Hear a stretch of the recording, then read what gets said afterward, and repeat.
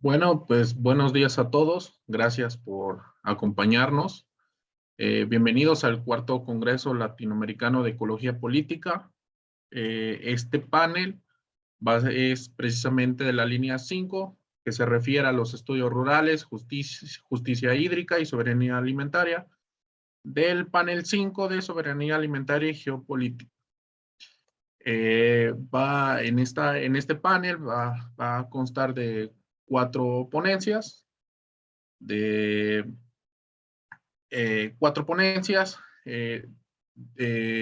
este caso,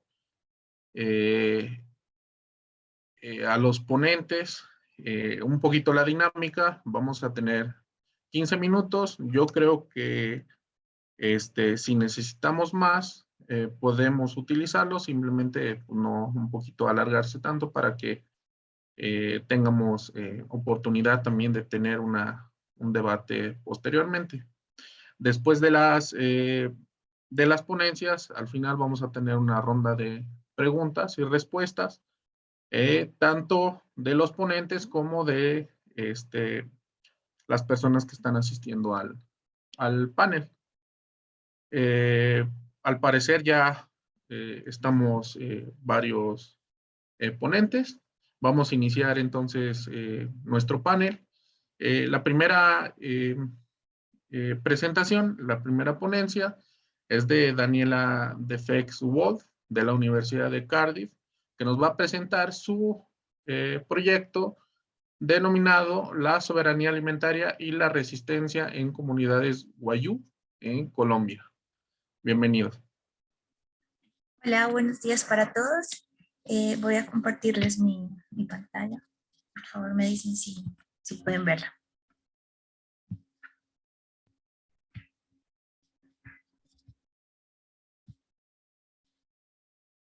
Sí, se ve.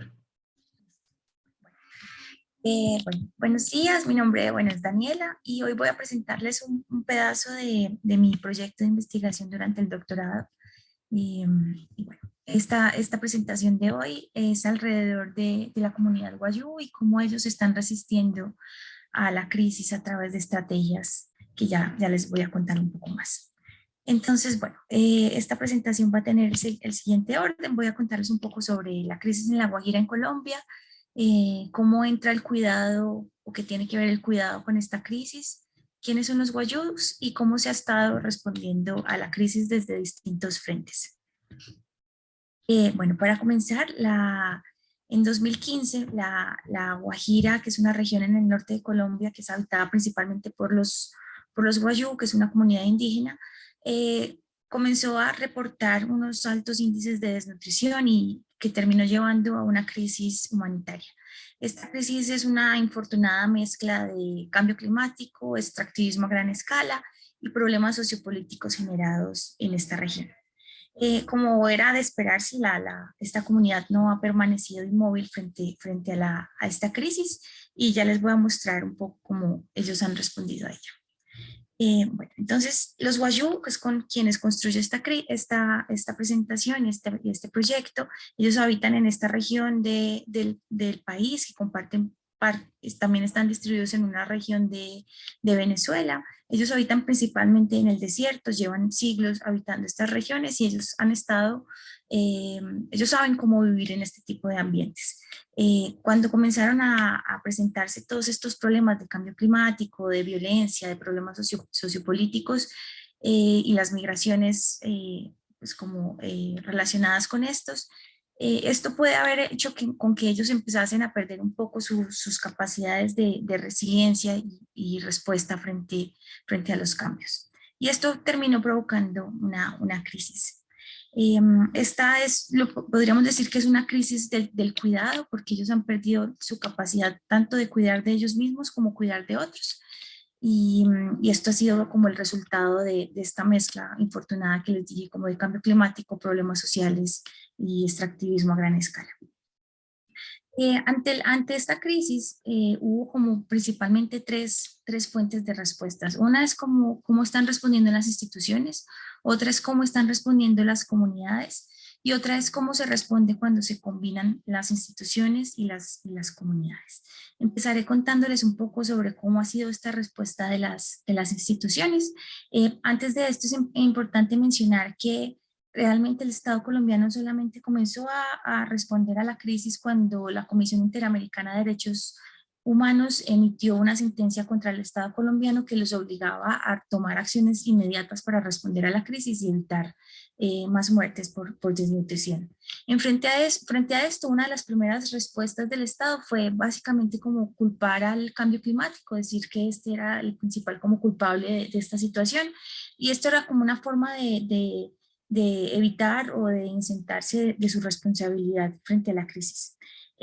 Frente a esta respuesta tan vacía del Estado, la sociedad civil en general, grupos de académicos, instituciones y obviamente los guayú respondieron y dijeron que el Estado tenía sí una responsabilidad en esta crisis y que ponerle toda la culpa al cambio climático no iba a resolver nada. Frente a toda esta movilización que ocurrió, el Estado en ese momento sí comenzó a preocuparse y a movilizar recursos y personas para responder a la crisis.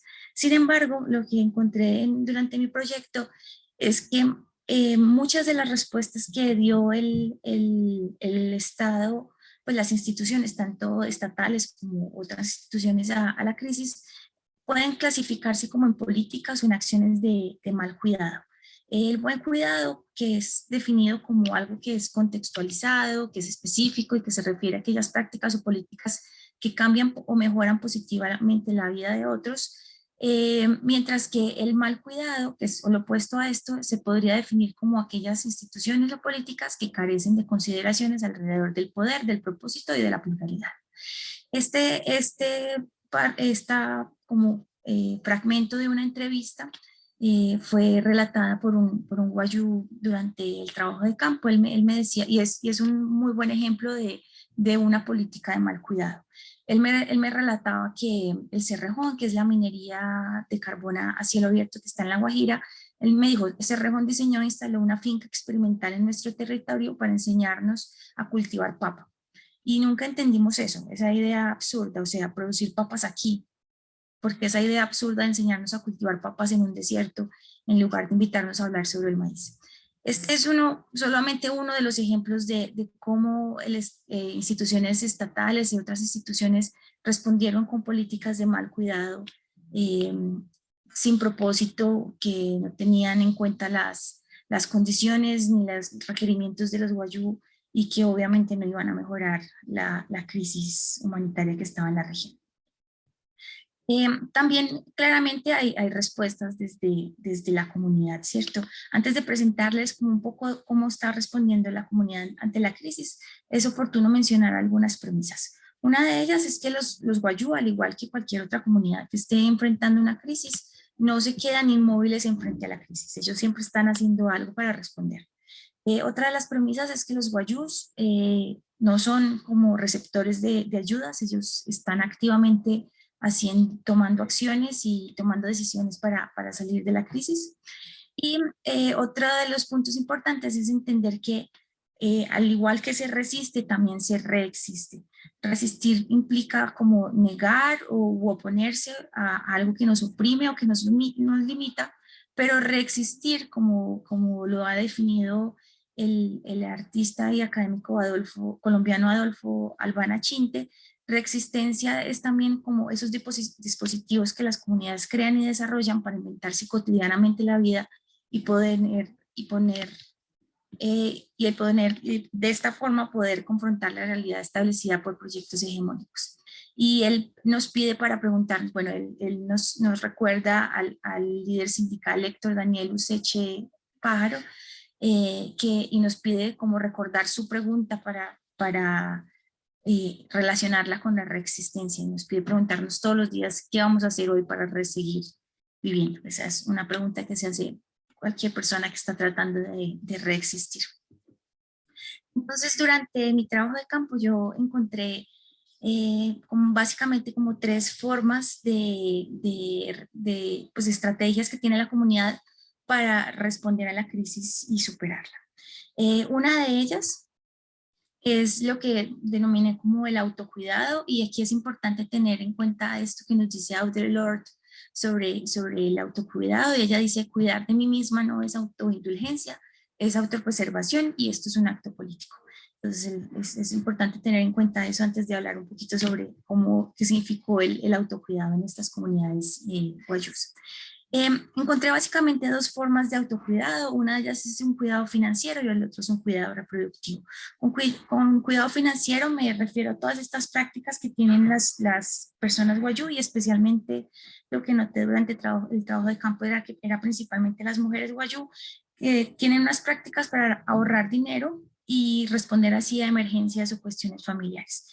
Una de ellas me contaba, por ejemplo, que ella vendía y cocinaba pescado, y que ella ahorraba parte de lo que ganaba para sus gastos personales o para cuestiones familiares, que ella reservaba este dinero sin contarle a su esposo o a sus familiares, y que era una forma que ella tenía de poder hacer las cosas que ella quería sin tener que pasar por la aprobación de otros.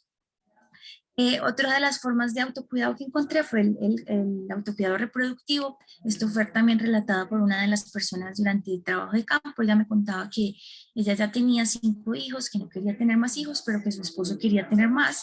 Entonces ella había decidido ir a un centro médico en La Guajira y pedirle al médico que le enviase algún tratamiento que no fuese hormonal ni una barrera física, como un método anticonceptivo. Entonces este médico le enseña como el método del ritmo, y ella me cuenta que ella lo ha estado siguiendo pues como con éxito y sin decirle pues a su pareja, y que ella ha evitado de esta forma como tener otros embarazos. Ella también me contó que ella le ha enseñado esto a otras mujeres guayú que tienen las mismas preocupaciones y que también desean no tener más hijos. Otra de las formas de respuesta a la crisis, que está muy relacionada con el cuidado y que ocurre desde las comunidades, es lo que llamé el cuidado sororo, que es como unas redes de cuidado que se crean principalmente entre mujeres, y entre mujeres que son como familiares o amigas o que viven en las mismas comunidades, y son unas redes que se crean para cuidar tanto de ellas mismas como para cuidar de sus familiares. Estos son unos eventos, pues esta forma de cuidado permite que se realice mientras se hace este trabajo tan valioso y no remunerado como de cocinar, de buscar agua, de limpiar, de cuidar de los niños, y sin querer romantizar para nada este tipo de trabajo. Fue muy interesante observar que estos espacios de encuentro entre mujeres son espacios en los que pues como la alegría es una característica que está siempre presente. También fue posible identificar que este tipo de cuidado es muy importante para que los miembros de la comunidad puedan participar de eventos políticos y públicos en la región, y que es gracias a esta red que las mujeres que son líderes, por ejemplo, pueden dejar sus casas y participar de los eventos mientras su red de apoyo está cuidando de sus familiares o de su casa. Esta también es una red que permite cuidar del líder directamente, ya sea prestándole o dándole dinero para que participe de los eventos, o con otras cosas que puede parecer un poco más superficial, pero que realmente no lo es, que es como prestarles ropa o ayudarles con el maquillaje o peinarlas. Yo sé que esto puede parecer como que es muy superfluo, pero estas preocupaciones estéticas son importantes para que el líder de la comunidad se sienta más cómodo para participar en eventos públicos. Y una tercera forma de respuesta a la crisis, y que está muy alimentada por el cuidado, son unas redes de cuidado colectivo. Estas son alianzas que están creando los guayús con otras comunidades y con personas y con organizaciones dentro y fuera de las comunidades. Esto involucra tanto a guayús que, por ejemplo, están en otras rancherías, en otras comunidades o que están en áreas urbanas, pero también ha encontrado aliados en la academia, en los movimientos, en otros movimientos sociales, en ciudades que no son necesariamente de La Guajira, en Bogotá, por ejemplo, o en Medellín, que son otras ciudades importantes del país. Y también ha involucrado organizaciones internacionales, organizaciones no gubernamentales y, bueno, y ciudadanía en general. Esta es una cuestión interesante de este tipo de cuidado, es que se está alimentando y se está sosteniendo principalmente o gracias a las redes virtuales. Uno de los ejemplos de este tipo de cuidado fue recientemente cuando organizaciones guayú impulsaron una campaña llamada Si se habla de Bruno, que hacía más o menos usando la referencia de la película No se habla de Bruno, de la película Encanto, que tiene una canción que se llama No se habla de Bruno. Ellas usaron un poco esta idea y comenzaron a visibilizar una discusión muy urgente alrededor del arroyo Bruno, que es uno de los ríos que atraviesa la Guajira y que ha sido muy afectado por Cerrejón y que está afectando directamente la vida de los guayú. Esta campaña generó una atención de los medios de comunicación muy grande, tomó varias páginas en los periódicos principales del país y también movilizó unas discusiones en Bogotá, principalmente entre la academia, personas guayú y el gobierno para discutir sobre este río. También es importante mencionar que pues, redes sociales como Facebook, TikTok o WhatsApp están siendo activamente usadas por los guayú para mantener contacto de sus familias y compartir momentos cotidianos. Es una forma también de estar dentro de las comunidades o hacer parte de la vida de la comunidad, incluso si no se está en ellas. Y bueno, y la otra forma de respuesta a la crisis es lo que ocurre cuando se combina las comunidades con el Estado, cuando ocurre esta intersección. Esta es una mediación que ocurre entre principalmente el Estado y las comunidades, y aquí es importante tener en cuenta algunas cuestiones. Una es que el Estado es una figura muy escasa en La Guajira, y como fue mencionado por una de las personas que hizo parte del proyecto, él me decía, el Estado es un actor que aparece cada 4 años, coincidiendo con las elecciones en el país. Otra de las cuestiones que hay que tener en cuenta es que es una relación, la relación de las comunidades guayú con el Estado es una relación muy compleja, muy injusta, muy violenta, y sin embargo, a pesar de todo esto, durante los eventos de crisis, la atención y los recursos que puede proveer el Estado son vitales para resolver la crisis y evitar más sufrimiento humano. Y otro punto importante es que esta ha sido una crisis que ha sido principalmente entendida como una crisis de alimentos, si bien yo creo que es más que todo una crisis, o su raíz es una crisis del cuidado, ha sido principalmente entendida como una crisis de alimentos. Y esto puede ser interesante porque los alimentos en general permiten que se establezcan unos canales de comunicación relativamente estables entre las organizaciones, instituciones o compañías y las comunidades. Entonces, diferentes instituciones y organizaciones están creando relaciones con los guayú a través de programas de alimentos o entrega de alimentos, y asimismo los guayús están usando digamos, canal de alimentos para llegar a las instituciones y hacer reclamos o hacer sugerencias.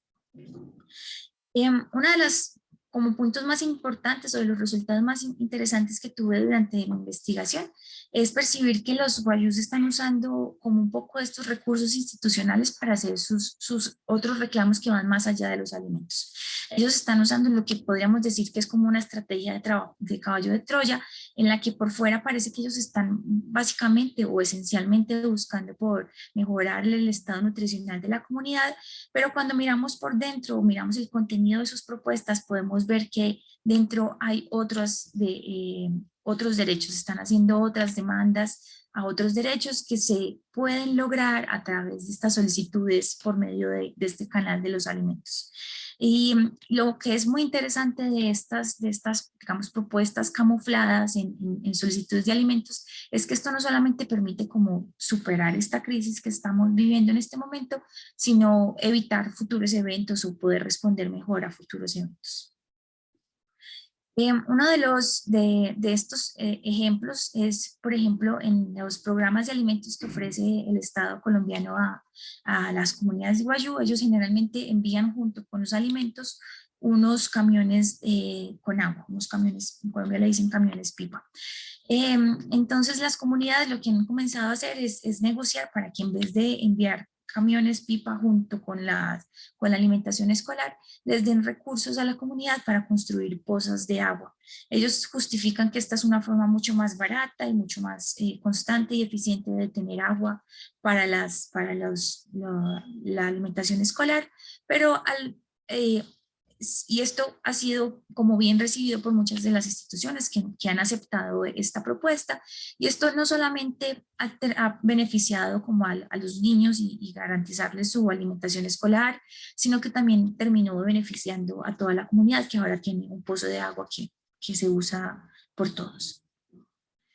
Otro de estos, de los ejemplos de cómo estos reclamos a través de los programas de alimentación terminan como favoreciendo o ayudando a que se consigan otros derechos, es uno que está como muy bien relacionado con la soberanía alimentaria.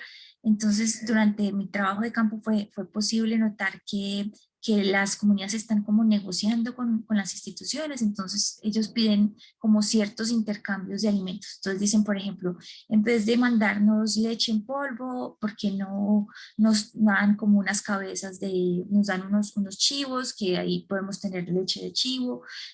También dicen como en vez de mandarnos pollo congelado desde Bogotá, que es muy lejos de esta región, y que además ellos no logran mantener la cadena de frío, ¿por qué no mejor nos dan de nuevo chivos o pescado que lo podemos pues, tener aquí en la región, o lo podemos conseguir aquí en la región? O, por ejemplo, intercambiar lentejas que son importadas por frijol guajiro que da en la región. Y muchas de estas propuestas han sido aceptadas por las instituciones, y esto no solamente es bueno en términos nutricionales, porque son, digamos que intercambios equiparables en términos de nutrientes, minerales, etcétera, sino que eso también terminó generando como una recuperación de sistemas alimentares, de huertas urbanas, por ejemplo, de huertas comunitarias, por ejemplo, para cosechar para plantar y cosechar los frijoles guajiros, o para reactivar este ganado de chivos que habían en la región. Y esto además terminó no solamente de nuevo como favoreciendo a la comunidad nutricionalmente, sino que también termina como restableciendo unas redes dentro de la comunidad, restableciendo unas dinámicas que ya no existían, unos roles que se habían perdido, y también termina haciendo con que la comunidad Wayuu en general comience a participar más activamente de discusiones y proyectos. Y otro de los puntos como interesantes de estas acciones camufladas, yo pude percibir que las comunidades, como cuando las comunidades logran comenzar a recuperar algunos de estos sistemas alimentarios o de garantizar el agua, estas comunidades comienzan a ser como muchísimo más fuertes frente a procesos de negociación con actores externos.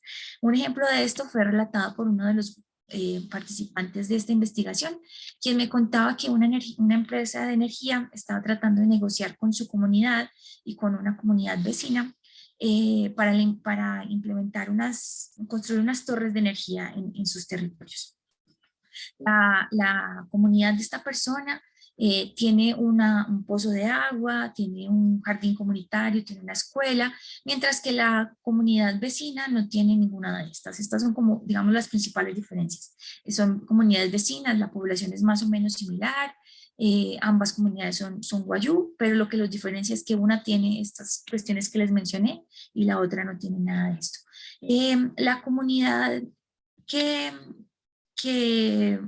al comenzar la negociación con esta empresa de energía, la comunidad que no tenía ninguno de estos sistemas alimentarios ni pozas de agua recibió, digamos, lo equivalente a unos $30.000 por 25 años de uso de tierras, mientras que la otra comunidad que tenía todas estas cuestiones que les dije, ellos no solamente recibieron más dinero, sino que también recibieron materiales para mejorar la vivienda, recibieron más cabezas de chivo, recibieron materiales para realizar productos artesanales y recibieron también un apoyo para construir o mejorar el pozo que tenían en sus comunidades.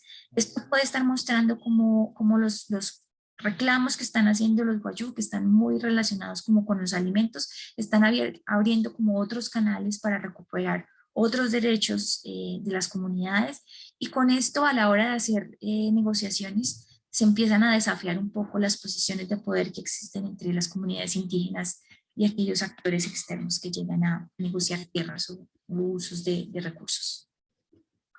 Entonces, para resumirles, las crisis en general tienen muchas causas y también muchas soluciones, por lo que es necesario adoptar distintos lentes y perspectivas para entender mejor cómo manejar este tipo de eventos, que además van a ser cada vez más frecuentes.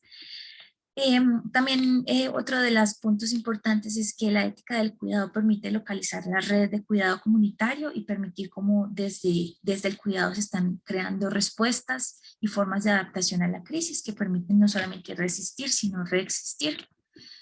Otro de los puntos es que las experiencias y las propuestas de las personas, y especialmente aquellas personas que están viviendo una crisis, deberían estar en el centro de las discusiones para crear soluciones que fuesen mucho más estables y justas frente a una crisis.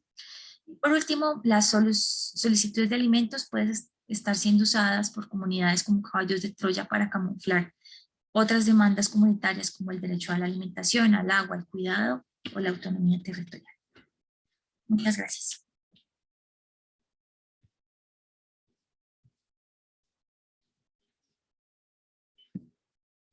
Muchas gracias, Daniela. Muy interesante tu ponencia. Vamos a dar paso a la siguiente ponencia. Quiero preguntar al chat, se encuentra Carlos Ernesto Ortega García, que es el que sigue en lista.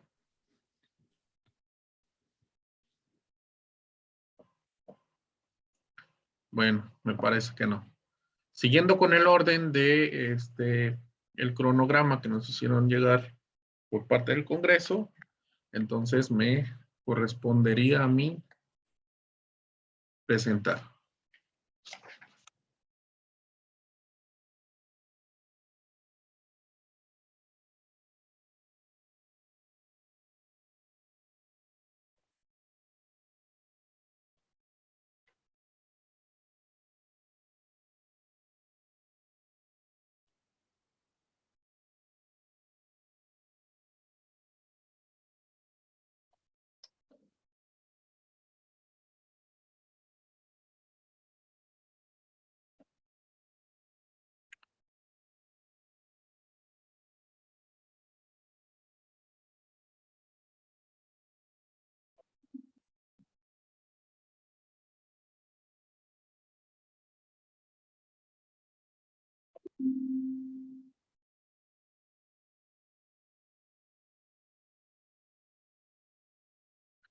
Bueno, yo me presento. Soy Rodrigo Flores Recendis. Soy de la Universidad Autónoma del Estado de Morelos, México. Estoy estudiando actualmente el tercer semestre de la maestría en estudios regionales en la misma universidad. Y hoy, junto con mis sinodales, venimos a presentar algunos avances que tenemos del proyecto denominado Impactos Socioterritoriales en la Soberanía Alimentaria por el desplazamiento de alimentos mercancía en el estado de Morelos, México. Iniciamos diciendo que el humano se alimentó durante 2.5 millones de años mediante la recolección de plantas y la cacería de animales, principalmente en las especies Homo erectus, Homo ergaster, neandertales y Homo sapiens. Principalmente esta actividad la generaron sin alterar su reproducción, principalmente para satisfacer una necesidad, que es alimentarse. Por lo tanto, el trabajo fue fundamental para poder satisfacer esta necesidad, pero la alimentación fue fundamental para el desarrollo del humano. Es así que empezaron a generar diversas cualidades como trepar árboles, pasar de una posición erguida a una posición vertical y tener habilidad de prensión en las manos que les permitían utilizar diferentes herramientas para producir alimento.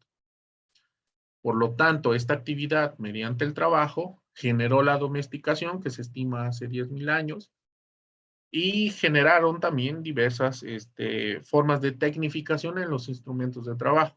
Entonces ya no solamente se usaban las manos para conseguir alimentos, sino que también ya se utilizaban diferentes herramientas como piedras, huesos, ramas. Esto permitía generar una mayor producción de granos, de frutos, granos y carne, lo que es considerado como una revolución agrícola. Esta domesticación fue diferenciada en las diferentes regiones del mundo. Algunos de los más relevantes es el trigo y, por ejemplo, el trigo y las cabras fueron domesticadas aproximadamente 9.000 antes de nuestra era, guisantes y lentejas 8.000, el olivo 5.000, la vid 3.500. Para el caso de América, el maíz, que es uno de los alimentos representativos de México, entre 9.000 y 7.000 antes de nuestra era, el chile 6.000, la calabaza 5.000, la papa 4.500 y el frijol 4.000. Por lo tanto, esta domesticación fue diferenciada.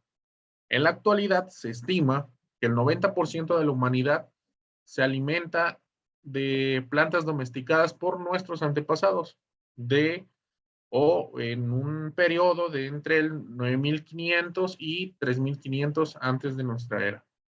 Principalmente los productos que fueron domesticados o los más relevantes en este caso son el trigo, el maíz, arroz, papas, mijo y cebada. Por lo tanto, se considera que la riqueza de las plantas cultivadas en los diferentes sistemas agrícolas y hortícolas del mundo se estima en cerca de 7.000 especies y cientos de miles de variedades que forman parte del resultado de los procesos evolutivos de la domesticación. Por lo tanto, la agricultura es un proceso fundamental porque ayudó a objetivar la subjetividad, es decir, generó un satisfactor para una necesidad, que en el caso concreto de la agricultura, proveer un alimento para poder alimentarse. Esto está englobado, el alimento está englobado en algo que nosotros denominamos determinaciones de vida, los cuales se centra principalmente en 4 esferas o 4 núcleos, que es la producción, distribución, cambio y consumo. Todo en ello se gira a la reproducción de vida en su mayoría del ser humano. Por ejemplo, la producción se genera a partir del consumo para crear los objetos que respondan a satisfacer las necesidades humanas. La distribución determina la proporción de los objetos que corresponden al individuo por su participación en la producción. El cambio determina los objetos necesarios que se pueden intercambiarse en la proporción dada por la distribución. El consumo es la determinación final donde se da la satisfacción de necesidades individuales. Por tanto, estas determinaciones de vida están ligadas unas a otras. Una determina a otra y hay una relación de ida y vuelta. Entonces, todas estas relaciones tienen una relación en sí. Por lo tanto, podemos generar un análisis a partir del alimento, de un alimento como producto fundamental, dado que el alimento puede tener estas 4 determinaciones generales que funcionan entre sí, que se relacionan entre sí con el alimento. Pero además hay determinaciones particulares que son múltiples y diversas, entre las que solamente nosotros describimos en este momento, es el valor de uso, las relaciones sociales, trabajo, es utilizado como satisfactor, como reposición de materia y energía, nutrición, necesidad, conocimiento tradicional, residuos. Todo esto y muchísimas más características particulares contiene el alimento. Por lo tanto, siguiendo el contexto histórico, Cuando la agricultura colectiva empezó a desarrollar y a mejorar las técnicas y herramientas de trabajo, se empezaron a incrementar las fuerzas productivas. A su vez, también sufrió un incremento del aprovechamiento de los recursos naturales. Esto empezó a generar excedentes que fueron precisamente la base material para los orígenes de la agricultura capitalista.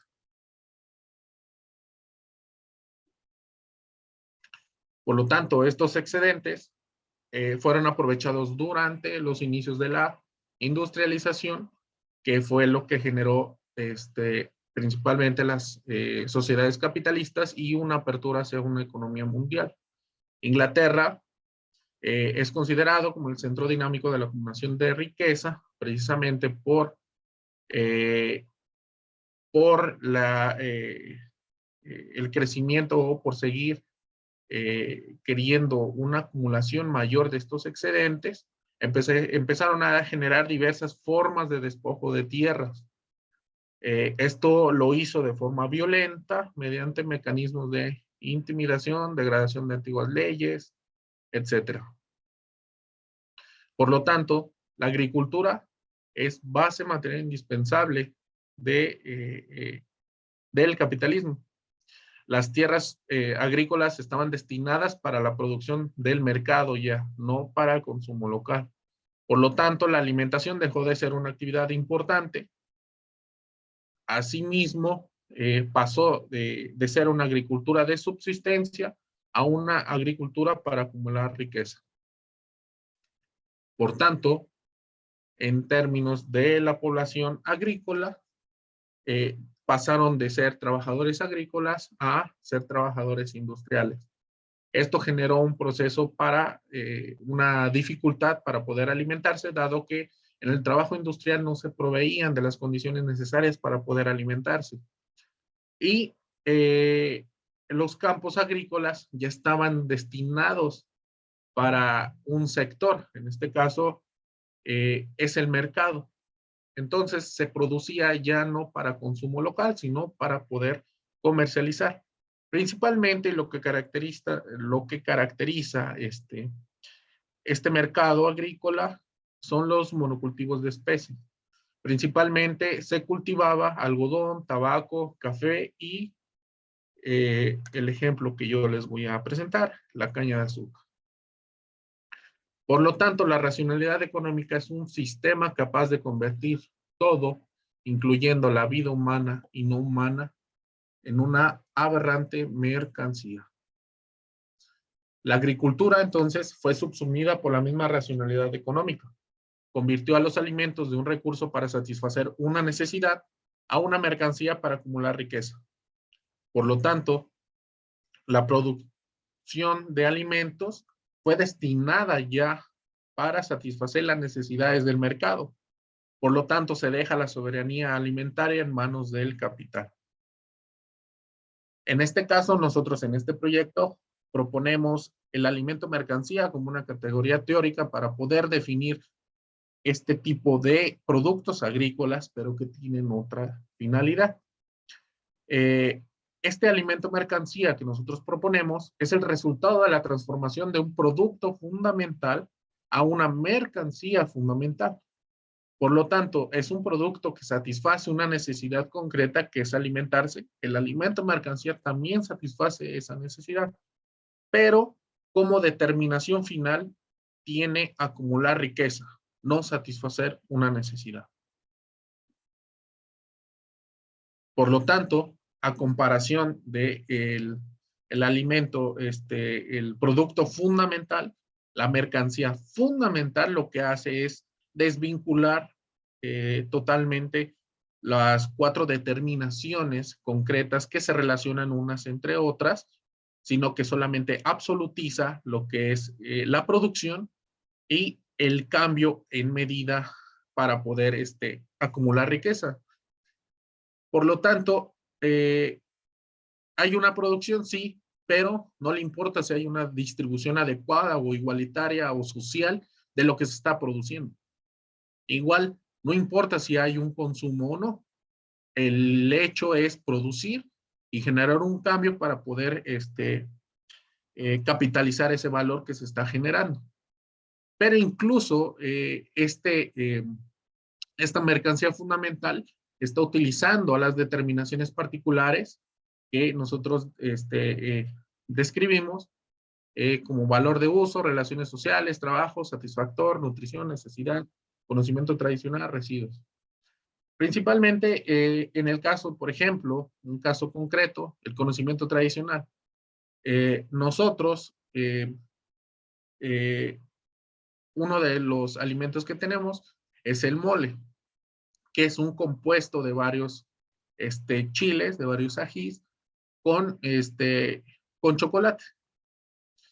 Eso es dentro del conocimiento tradicional es muy vasto porque en varias regiones del país lo que se hace es de que cada quien tiene una particularidad que le da un sabor particular. Sin embargo, lo que hace el alimento mercancía es poder envasarlo y yo puedo encontrar mole en cualquier parte del mundo con esa etiqueta. Entonces, se está utilizando el conocimiento tradicional que el producto fundamental lo tiene para poder generar riqueza. En términos generales, la agricultura posee el 11% del territorio mundial. También utiliza el 70% del agua extraída de los acuíferos. Sin embargo, este territorio es controlado por 10 empresas agroalimentarias que poseen el 65% de ese 11% y abastece el 45% de los alimentos a supermercados mundiales.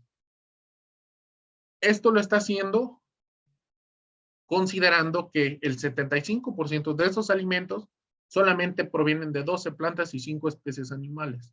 Se está disminuyendo esa gran agrodiversidad que tenemos.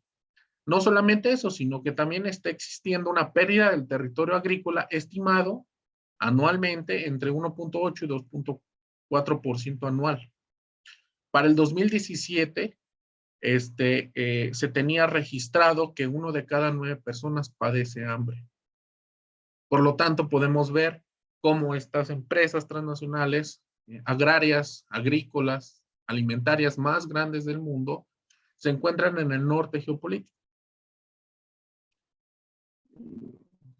Por ahí la excepción de la que se encuentra en Sao Paulo. Pero todas son aquellas que vienen y generan un proceso de desnutrición para todas aquellas personas subdesarrolladas. Es decir, ellos generan o capitalizan a partir de nuestro territorio y no solamente se llevan eso, sino que no distribuyen socialmente la producción, que era lo que les comentaba del alimento mercancía, de las determinaciones generales, sino que también están dejando procesos consecuentes como el hambre, uno entre tantos.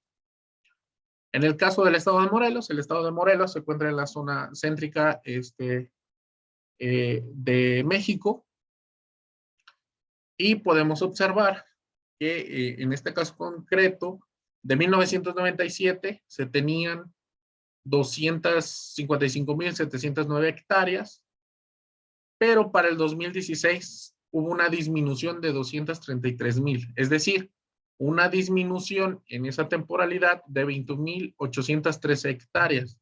Entonces, el área agrícola se está disminuyendo por diferentes causas, entre ellas lo urbano. Esto que afecta, obviamente, directamente a la seguridad y a la soberanía alimentaria del Estado. En el caso concreto que les comentaba de la caña de azúcar, y pongo en comparación el maíz, que es uno de los productos que utilizamos todos los días para poder alimentarnos con otros productos, con otros alimentos, podemos observar en la siguiente gráfica que de 1997 para el 2020 hay un crecimiento constante de la producción de la caña de azúcar, pasando de 19,000 hectáreas para 1997 y 24,000 para el 2020. Hay un crecimiento en la producción. Entonces, se está utilizando el territorio del estado de Morelos para poder producir un alimento que proviene de la colonia o que es un alimento mercancía, como nosotros lo denominamos. En el caso del maíz, que es el alimento fundamental o es un producto fundamental que utilizamos diariamente, lo que pasa es que hay una disminución constante. Para 1997 se tenían consideradas 49,133 hectáreas. Para el 2020 ya se tiene un estimado de 38,709 hectáreas. Hay una constante disminución en la producción de un producto fundamental que necesitamos diariamente todos los que estamos dentro de este estado. Podemos ver que no solamente hay una disminución, sino que también la producción que existe no es suficiente para poder alimentar a la población local. Se tiene un estimado de que hay un déficit per cápita de 252,81 kilogramos, es decir, a cada persona le hace falta 252,81 kilogramos de la producción del estado de Morelos. Por eso es que se está importando el maíz. Y no solamente se importa a otros estados, sino que también importamos, por ejemplo, nuestro mayor país en el cual nosotros importamos es Estados Unidos. Se supone que nosotros somos aquellos que tenemos esa producción o esa tradición de nosotros generar nuestros alimentos en base a maíz, porque es que lo está generando otro país. Nosotros tenemos un actual estimado anualmente para este caso, para el 2020, 163,613 toneladas de maíz, cuando las necesarias para alimentar a toda la población del estado de Morelos son 662,036 toneladas.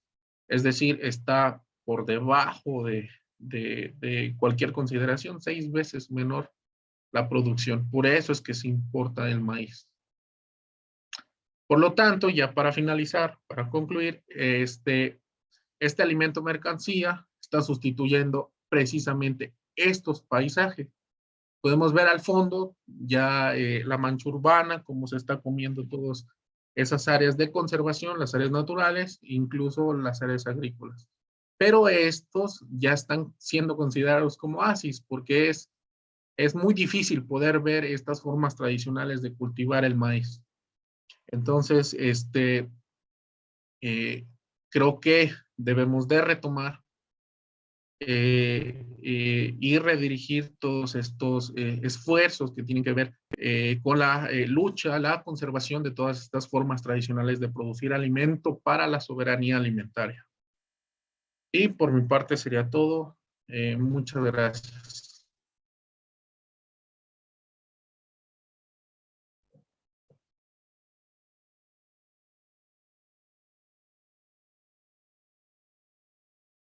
Siguiendo con el orden del programa, sigue Luz Helena García Martínez, que es de la Fundación Semillas de Vida, y nos va a presentar su proyecto que es denominado Las Epistemologías del Sur frente a la neoliberación de la naturaleza a través del agronegocio. Bienvenida. Gracias, ¿me escuchan bien? Sí, Perfecto. sí, sí. Pues, cualquier cosa me dicen con confianza.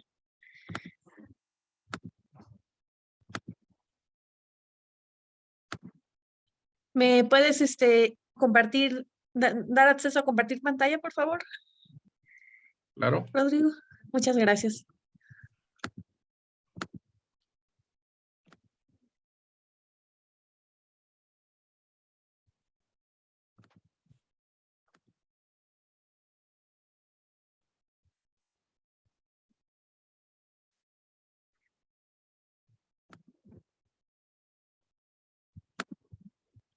Parece que ya. Sí, muchas gracias.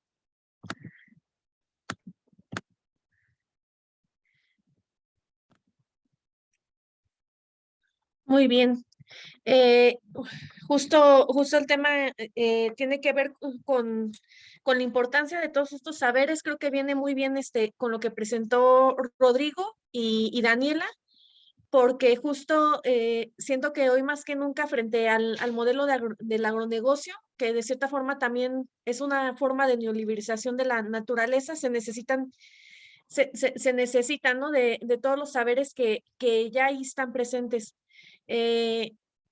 Yo actualmente estoy haciendo una estancia en Fundación Semillas de Vida y les voy a compartir la siguiente presentación. Algo que es importante entender es que la naturaleza ha sido neoliberalizada, ¿no? A través de muchas estrategias.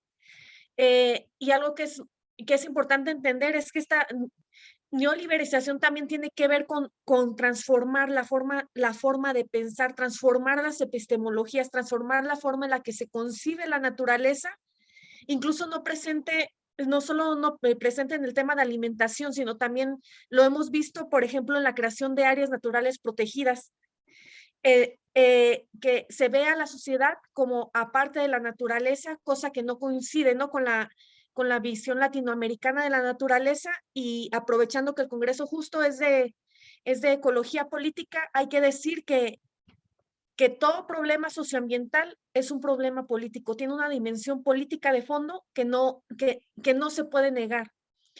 En ese sentido, la naturaleza pues se ha vuelto como un solo bien a ser explotado en pro del capital. Y pues en ese sentido, esta ponencia pretende discutir cómo el negocio ha sido una de las formas de neoliberalización de la naturaleza, una ideología que se espacializa y que da origen a sus propias formas, estructuras y funciones. Vamos a pensar en la expansión del aguacate en el estado de Michoacán, en México. Vamos a pensar en la expansión de la soya en Brasil. Vamos a pensar en la expansión de la palma de aceite. Es decir, existe una espacialidad. Aquí también, como breve paréntesis, vamos a ver, ¿no? que también tiene una perspectiva geográfica lo que les presento. En ese sentido, hoy más que nunca se necesitan estas epistemologías, estos saberes de campesinos e indígenas que además apelan a producir sus territorios desde su propia perspectiva, y creo que Daniela le ejemplificaba muy bien en el caso del pueblo Guayuno en Colombia, o sea, y también en México también encontramos, ¿no? Estas formas de resistir y reexistir, ¿no? Justo como mencionaba Dani. Buenaventura de Sousa Santos, él dice que la muerte de los modos de vida y de los modos de producción, o sea, implica, ¿no? O sea, también, es decir, cuando mueren estos conocimientos, no solo muere eso, ¿no? Sino mueren formas de hacer agricultura, muere agrobiodiversidad, muere biodiversidad, o sea, mueren saberes que son muy relevantes.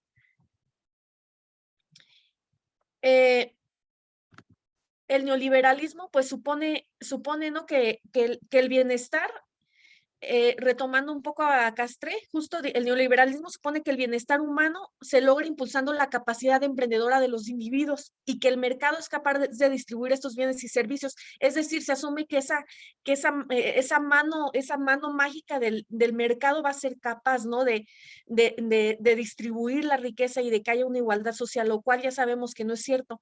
El neoliberalismo también implica la privatización de espacios, de recursos, busca producir a bajo costo, busca eliminar barreras, y también busca desplazar responsabilidades que le competen al gobierno hacia afuera del Estado. Vamos a pensar en el caso chileno, ¿no? Donde el neoliberalismo se ha desplegado con una fuerza impresionante, cómo es que se ha privatizado hasta la cuestión educativa. Y creo que en el caso de la agricultura, esta tampoco escapa al neoliberalismo. Lo hemos visto en todos los países de Latinoamérica, cómo es que se ha favorecido al modelo agroindustrial. Y obviamente esto cambia la forma en la que nos estamos relacionando con la naturaleza. Distintas disciplinas se han preocupado por el neoliberalismo, y es importante entender que justo, ¿no? O sea, lo que se está buscando es entender cómo es que está operando este neoliberalismo, rastrear sus mutaciones, sus efectos. Algo que es importante mencionar que dice Castre es que los que en un principio, ¿no? Friedman y Hayek que proponían el concepto del neoliberalismo no mencionaban poco, ¿no? De la cuestión ambiental o del manejo de los recursos naturales, pero a partir de 1980 estos valores y principios neoliberales están presentes en la política ambiental y esto creo que también lo ha sufrido el sector alimentario.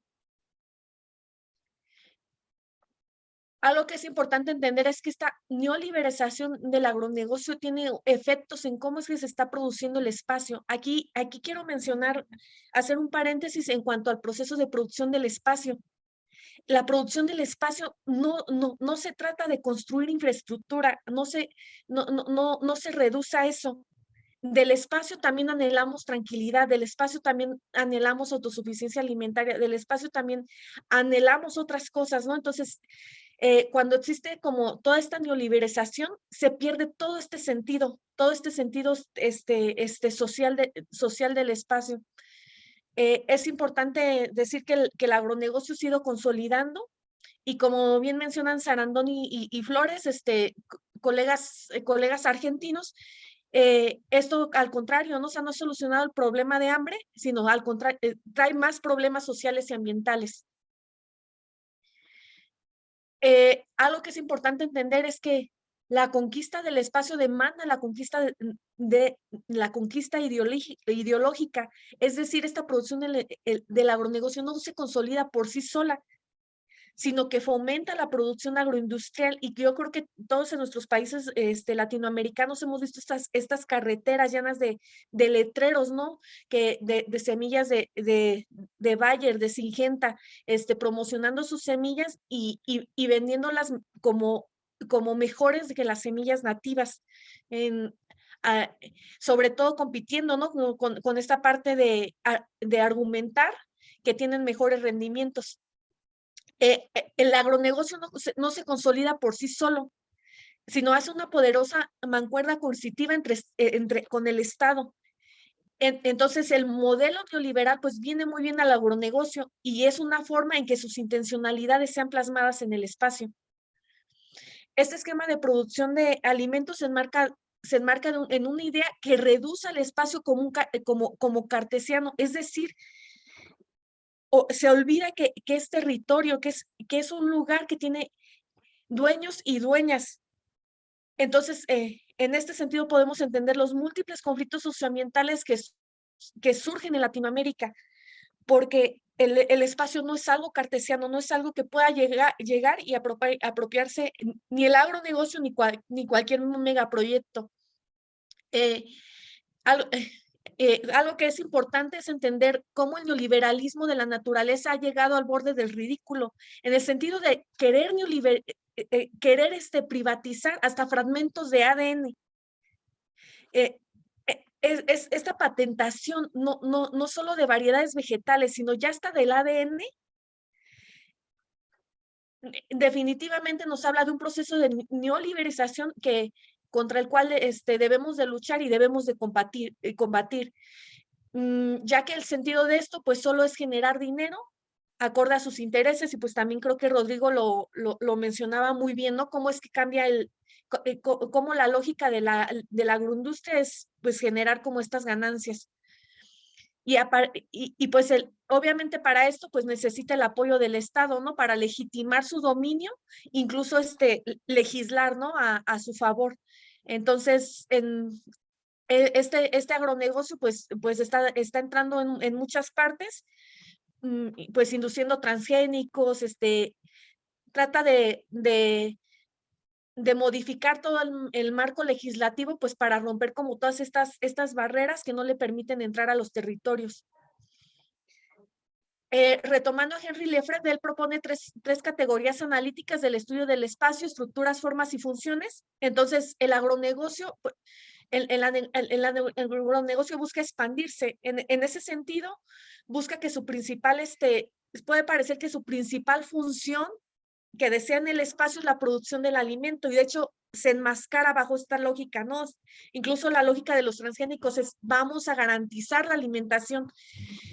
Y pareciera que es la misma finalidad que el modelo campesino indígena, pero para nada. Y creo que Dani ya ejemplificó muy bien en el caso del pueblo guayú, y que también pasa en los pueblos de México y de Latinoamérica, es que es una producción, ¿no?, que va más allá de generar ganancias.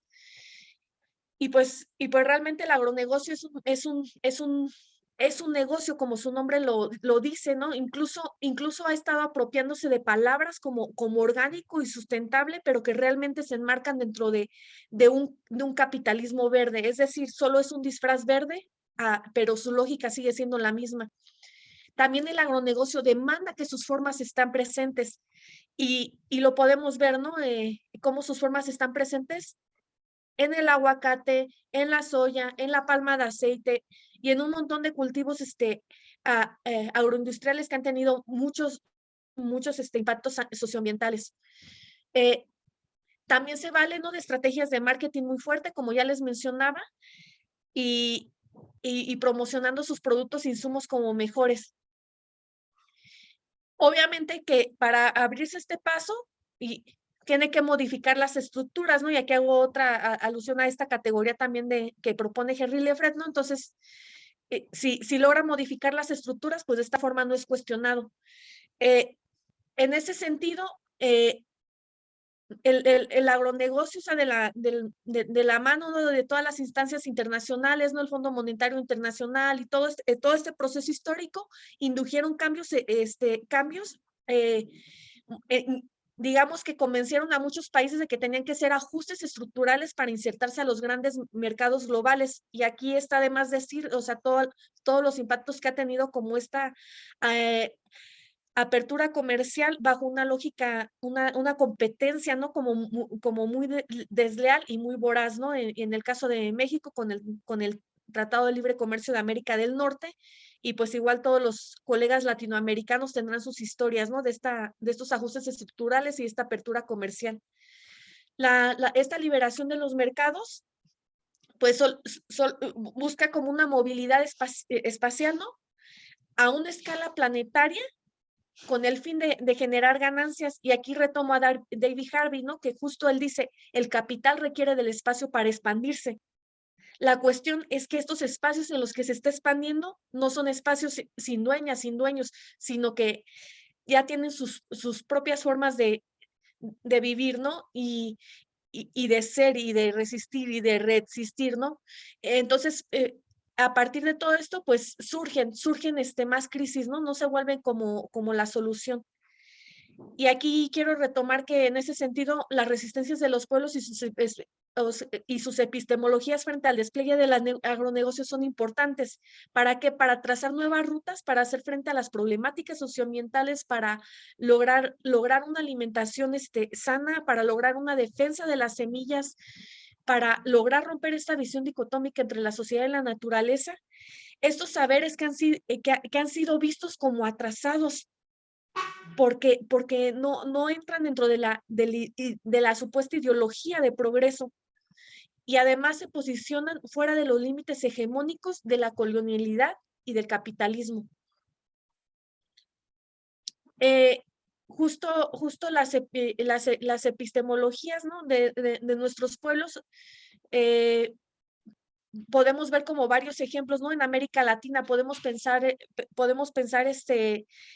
en el caso de México, en la campaña Sin Maíz No Hay País, que de cierta forma ha sido el frente de resistencia para que no entren los transgénicos en México. Podemos pensar en movimientos más globales como Vía Campesina. Podemos pensar en el movimiento Sin Tierra en Brasil, y así muchos otros, ¿no?, que también son como una defensa de saberes.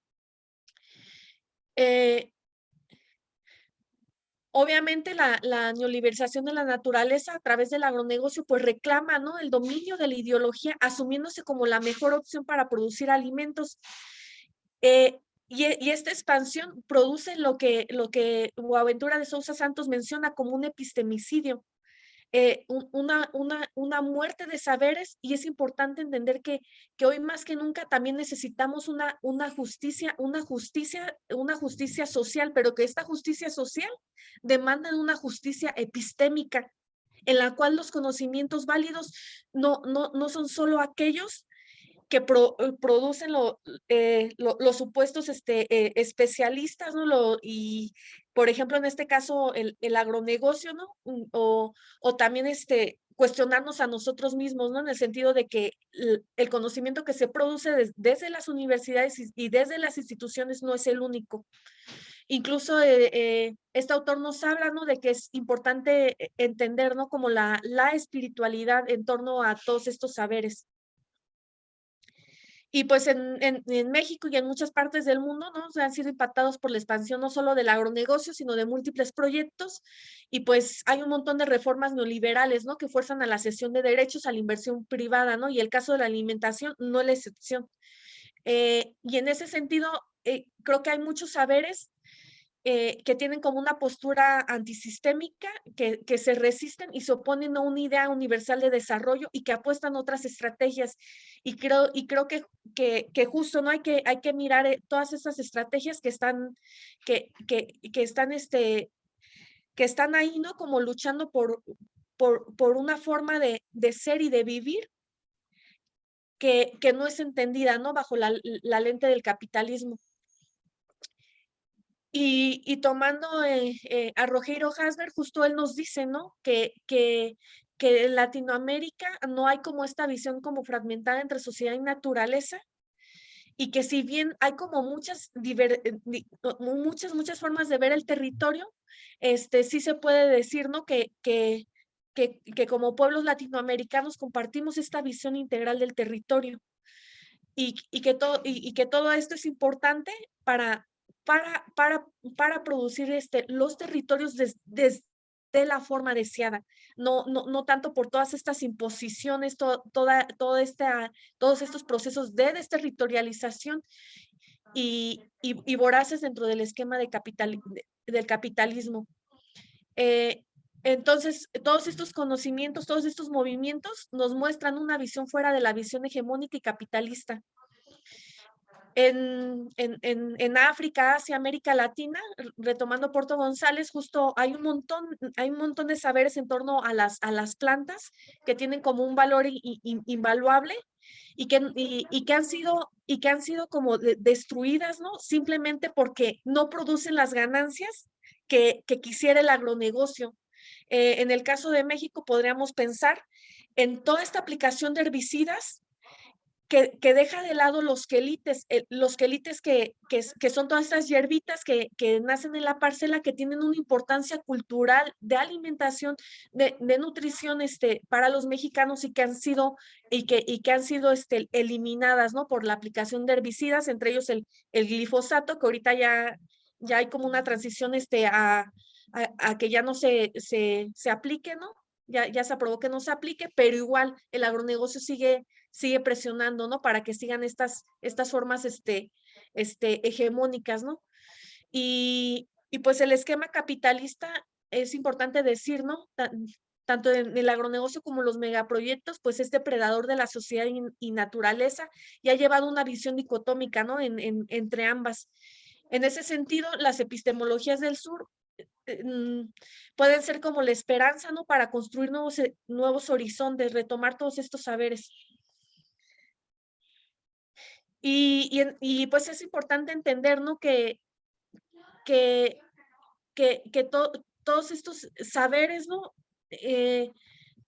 Aunque han sido vistos como inferiores, tienen algo como muy valioso y que no se enmarca dentro del capitalismo, ¿no? Y algo que es importante decir, ¿no? Que estos saberes son muy importantes para buscar una idea colectivista, ¿no? Y una perspectiva socioambiental ante toda esta crisis civilizatoria que se está viviendo, y ante todos estos problemas socioambientales que se están viviendo.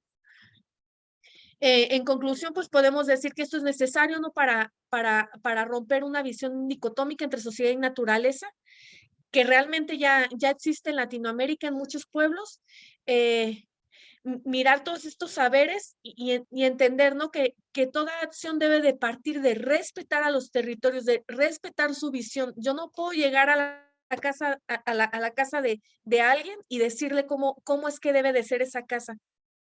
Y en ese sentido, los territorios deben de partir de su propia perspectiva, deben de producirse desde su propia perspectiva, desde sus propios anhelos y desde su propia visión.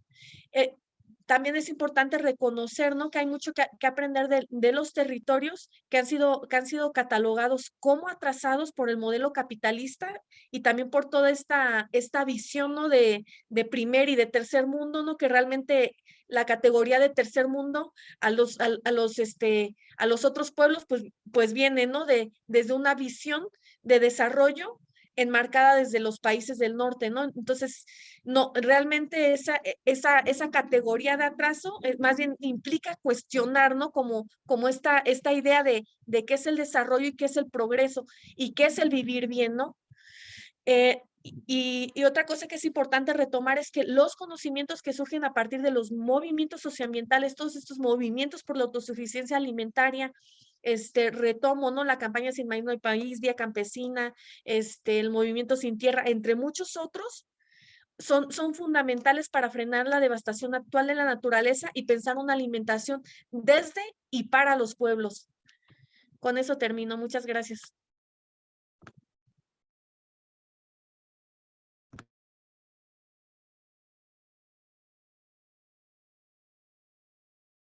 Excelente. Muchas gracias, Luz. Solamente por ahí nombrar otra vez a Carlos, no sé si se encuentra dentro.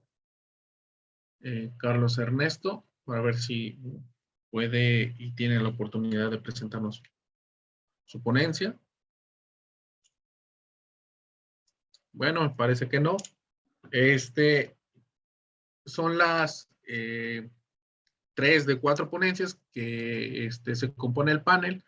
Por lo tanto, abrimos la sesión de preguntas y respuestas. Tanto los panelistas como las personas que están dentro, los participantes, pueden generar o hablar o hacer un comentario respecto a lo que se presentó. Entonces, dejo ahí la idea. Alguien que quiera participar, alguien que quiera hacer un comentario, alguna pregunta.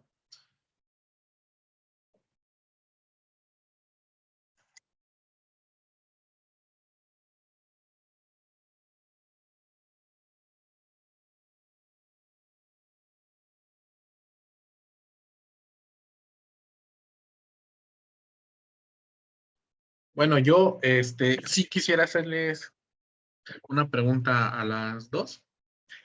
En primera instancia, a la compañera Daniela, primero felicitarte, me parece una ponencia muy, muy interesante, cómo es que rescatas esas formas, esos saberes que pues no son vistos, ¿no? Parecen invisibles, no se ven. Parece que hay otras cosas más importantes o de difusión que siguen reproduciéndose y estas formas de resistencia no se dan.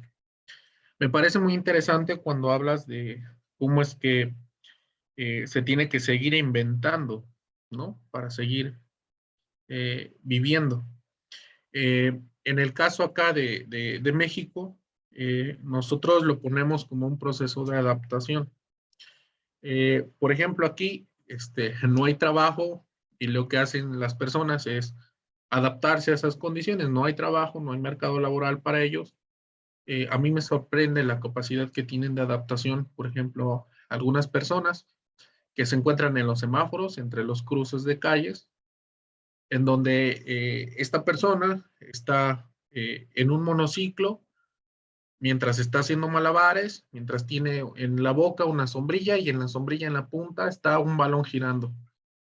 Entonces, ese desarrollo de las habilidades que están generándose a partir de que no puede insertarse a un mercado laboral, me parecen sorprendentes. Ahora, en el caso de estas estrategias para el rescate de la alimentación o de la soberanía alimentaria, me parecen también muy necesarias. Ya a lo mejor en los 3 proyectos tocamos esa línea, pero mi pregunta para Daniela sería, entonces, ¿qué necesitarían las políticas públicas para que respondan a esas condiciones necesarias? Y si es el Estado precisamente o aquella institución que pudiera ayudar a salvaguardar la soberanía alimentaria o no, porque lo que nos describiste en esa comunidad pasa también en las comunidades de acá de México, no solamente es ahí. Entonces, como ya lo explicó Luz Helena, es algo que no solamente se da en una región, sino que hay algo que nos permea a todos. Entonces, esa sería una primera pregunta. Bueno, gracias. Y a mí también me gustó mucho las presentaciones de ustedes. Es muy interesante ver cómo eso que dices, como estamos en lugares distintos, pero tenemos unos problemas comunes y unas raíces comunes y unas formas de respuesta también que nos unen. Eso es interesante. Yo siento que la creatividad es como una característica que sería interesante explorarla más, ¿cierto? Porque detrás de todas estas soluciones que tienen las comunidades hay un montón de creatividad, de recursividad, de diálogo, y eso son factores que a veces pasan como medio subestimados, pero son centrales. Bueno, yo también tengo también esa pregunta como del Estado, ¿cierto? Pues creo que en general la tenemos todos, es como que las ciencias, las comunidades, la sociedad civil en general está apuntando como un montón de fallas en el mercado, la mercantilización de la vida en general, pero es muy difícil como hacer que el Estado empiece a dialogar, ¿cierto? O realmente entienda eso que estamos diciendo, o que nos ponga cuidado, o que abra las puertas para eso. Es mucho más fácil continuar negociando con estas 10 empresas centrales y no sentarse a hablar con cada comunidad. Respecto a lo de como que podrían hacer las políticas para responder realmente a lo que se necesita para recuperar sistemas alimentarios o soberanía alimentaria o cualquier otro derecho humano, para mí es muy marcante y como muy llamativo que muchas de las soluciones que plantean las instituciones, sean estatales o no estatales, pocas veces pasan como por oídos de las comunidades. Muchas veces vienen como implantadas desde afuera, entonces son como cosas que funcionan en otro lugar y que ellos, por números, por cosas cuantitativas, ellos creen que van a funcionar en esos lugares. Entonces a veces son soluciones que si bien sostienen, digamos que mantienen vivas a las personas, y eso pues obviamente es súper valioso, digamos en una época de crisis o ante un evento como, no sé, un terremoto, alguna cosa así, pues obviamente se necesitan medidas para mantener a las personas vivas, pero lo que yo siento es que las políticas de las instituciones se han quedado como en soluciones emergenciales y no están dando como pasos a soluciones más como duraderas. A mí me sorprende mucho como que los indicadores de un buen programa de alimentos según instituciones del Estado sea como este año repartimos no sé cuántas toneladas de alimentos, cuando lo que yo pienso es que lo ideal es que cada año, o sea, que lo ideal de un programa de alimentos es que un día ya no sea necesario, ¿cierto? Ese debería ser la meta final, no que un programa continúe 20 años dando toneladas y toneladas de alimentos, muchas veces o idealmente empaquetados y estandarizados, y no haga mucho como por poner en la mesa y traer a la mesa como a las personas y decirles ustedes qué quieren, ustedes qué necesitan, ustedes qué pueden hacer, ustedes qué les hace falta, que yo entiendo que puede demorarse más, que yo entiendo que puede ser más caro, que yo entiendo que necesita que se creen casi que soluciones personalizadas, pero ¿por qué no? ¿Cierto? O sea, cada uno en nuestras casas, si vamos y abrimos las neveras, todo el mundo tiene comida diferente. O sea, si el mercado es capaz de ofrecernos alternativas a todos individuales, porque a la hora de hablar con pueblos indígenas o de comunidades tradicionalmente marginalizadas, es esa idea de estandarizar todo y darles un paquete universal. Y, Entonces, siento que falta como eso, como diversidad, como realmente como voluntad política de sentarse y escuchar al otro, también de quitar esas categorías de expertos, pues como quién puede ser más experto que una persona viviendo una crisis.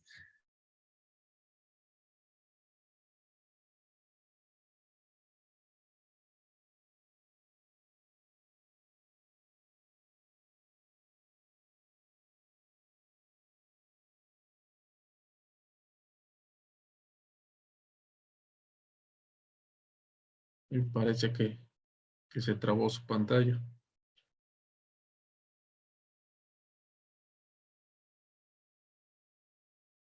Ya te vemos otra vez. Hola, hola, creo que se cortó. Pero bueno, no, estaba diciendo que esos son como los principales expertos, son quienes están ahí en las comunidades y enfrentando la crisis y no los que vienen de afuera con títulos. Y, por ahí. Claro, sí, sí, sí. Muchas gracias. Gracias por la Este, pregunta. creo incluso hasta me has dejado un poco más emocionado en torno a esto. Precisamente por eso, porque compartimos cosas, compartimos los mismos principios, a pesar de que estamos en diferentes regiones, eh, nos atañe una cosa central y puntual. Coincido totalmente contigo, creo que es fundamental acercarse a los pueblos, pero acercarse con la humildad, como un poco lo dice Boaventura en cierto momento, no con el hecho de que yo soy el académico, yo soy el que sé, yo soy el que yo estudié. Entonces, se tiene que ser así. Una de las cuestiones que criticábamos en el Congreso de Claxo, que se generó hace varios meses, es precisamente, por ejemplo, el plato del buen comer. No sé si lo han escuchado. ¿Por qué tiene que ser el plato del buen comer? ¿Por qué yo tengo que comer tanta proporción de carne, verduras, frutas, cuando hay ciertas regiones o poblaciones en donde no se da? Por ejemplo, en el caso del estado de Morelos, a mí me hacían una observación dentro de mi proyecto, es de que si bien es importante el maíz, sí, pero no en todas las regiones es el producto estandarte, sino que también en otras regiones, por ejemplo, el amaranto es uno de los productos que son importantes o relevantes para esa población. Entonces, como bien lo dices, hay diferentes formas tanto de producción, diferentes formas de consumo, diferentes y diversas plantas, como ya lo mencionaba Luz, también con los quelites, que es una de las plantas muy utilizadas aquí también en México. Entonces, a mí me parece muy importante y creo que hay una lucha que debiéramos de seguir en torno a todo esto. Porque, como ya lo decía, imagínense, viene un proceso de domesticación desde hace 10.000 años y perder esa domesticación por alguien que viene y nos vende una semillita que nos dice esto va a resistir a la sequía, a las condiciones climáticas, a diversos factores. Entonces, creo que es importante. También tengo una pregunta para Luz Helena, que es un poquito, felicitarte. Me gusta todo el bagaje teórico que pudiste exponernos, porque no precisamente se encuentran tantos estudios con esta gran concentración de información teórica que respecta a un tema, en este caso, esta parte. Claro, yo, por ejemplo, estoy también centrado sobre esa línea de las epistemologías del sur, precisamente generando una categoría teórica para poder desistir de todos estos alimentos que nos venden enlatados, envasados, etcétera. Me gusta el concepto que retomaste, que es el epistemicidio. Creo que es fundamental. Nosotros lo hemos estado viendo en la cuestión de, por ejemplo, cómo es que la realidad, porque nos imponen algo, en que nosotros siempre nos estamos adaptando, entonces la realidad nos está absorbiendo y nos está haciendo que nos adaptemos. Entonces yo, por ejemplo, ahorita me puedo, en lugar de desayunar algo que tiene que ver por lo tradicional. Voy rápido por un café y unas galletas o un pan en bolsa y ya almorcé. Entonces, como esa forma, la realidad nos está un poquito absorbiendo, nos está adaptando y nos está generando un cambio de ideología. O sea, prefiero yo comer en este caso, por ejemplo, aquí en México, el hecho de que varias familias consideren de que si no hay una Coca-Cola en en las comidas, no se puede comer, ¿no? Entonces, cómo la necesidad ha llegado a penetrar esa forma de la realidad para poder estar ahí, me parece muy importante. Creo que esta forma o el agronegocio ha sido una de las cosas que ha devastado en los últimos años los territorios. En el caso de México, lo mencionaste, el aguacate, como Michoacán ha devastado todas las áreas naturales de conservación. En primera instancia o a primera vista pareciera que hay una conservación de la naturaleza, pero realmente no, son árboles, hectáreas de árboles de aguacate. Precisamente porque en estas temporadas de febrero, cuando se da el Super Bowl, estas toneladas de aguacate van a Estados Unidos y lo aprovechan allá.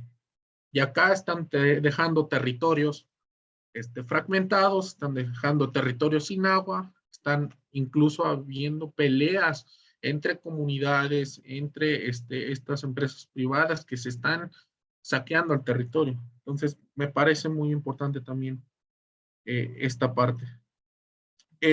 Mi pregunta para ti, Elena, sería, ¿cómo es que tú crees que se pudiera, desde las epistemologías del sur, afrontar estas formas del agronegocio? Si bien mencionaste algunas particularidades, me gustaría saber ahora más platicado, más desde tu pensar, desde tu saber, cómo es que pudiéramos seguir afrontando desde esta línea o esta corriente que nos estás presentando. Sí, justo creo que por ahí hay como varias personas que han discutido, ¿no? Que los movimientos sociales, o sea, son como una fuente de saber como muy importante, en el sentido de que no, o sea, no solo es la defensa del agua, no solo es la defensa del maíz, no solo es la defensa del bosque, sino es la defensa de una forma de ver el maíz, de una forma de ver el bosque, de una forma de ver el agua, ¿no? Que no entra dentro del capitalismo. Eh, creo que hace falta como que esos mecanismos, ¿no? de acercamiento entre el Estado y la sociedad. A mí me sorprende, por ejemplo, la respuesta del pueblo guayú, ¿no? De esta negociación con el Estado, ¿no? De no necesitamos esto, lo que necesitamos es lo otro.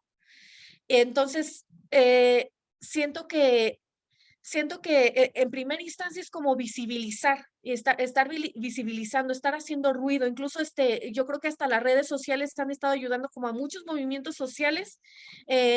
Ahora, por ejemplo, en México, que quiere entrar como todo esto de que entra el UPOP 91, ¿no? Que ya sería como privatizar las semillas y que ya no hay intercambios de semillas y todo eso. O sea, toda esta campaña por juntar firmas, por resistir, todo esto tiene que ver con una defensa, no solo del maíz en sí, sino la defensa de todos estos saberes en torno al maíz. Eh, pero también creo que a nivel local hay como muchas estrategias como colectivas de resistir. Ahorita porque no da tiempo, ¿no? Pero podríamos pensar como en diferentes niveles de resistencia y yo se los comparto así, ¿no? En mi caso, tengo mis raíces en el pueblo purépecha de Michoacán, pero yo ya no soy purépecha como tal, porque yo ya soy primera generación de la ciudad, ¿no? Pero o sea, mi forma de resistir fue que estoy aprendiendo lo más que puedo a cocinar, lo más que puedo, o sea, estoy tratando de albergar como todo ese conocimiento de mi familia para poderlo transmitir a una siguiente generación, ¿no? Entonces también esa es una forma de resistir, es una forma de mantener estos saberes, ¿no? Incluso la misma gastronomía. tiene que ver con autosuficiencia alimentaria. La alimentación es un proceso de resistencia, ¿no? Entonces, siento que hay como muchas aristas, ¿no? Desde nivel individual, nivel colectivo, todas estas cooperativas, de intercambios de alimentos, cooperativas para producción, ¿no? El movimiento Sin Tierra, ¿no? Esta forma en la que se juntan y están ahí produciendo alimentos en Brasil y, o sea, hay como muchas formas de cuidado, ¿no? O sea, sí es importante como este diálogo con el Estado, pero hay como muchas escalas de resistencia, ¿no? Desde el individuo a este diálogo que se puede entablar con el Estado. Eso es lo que podría decir.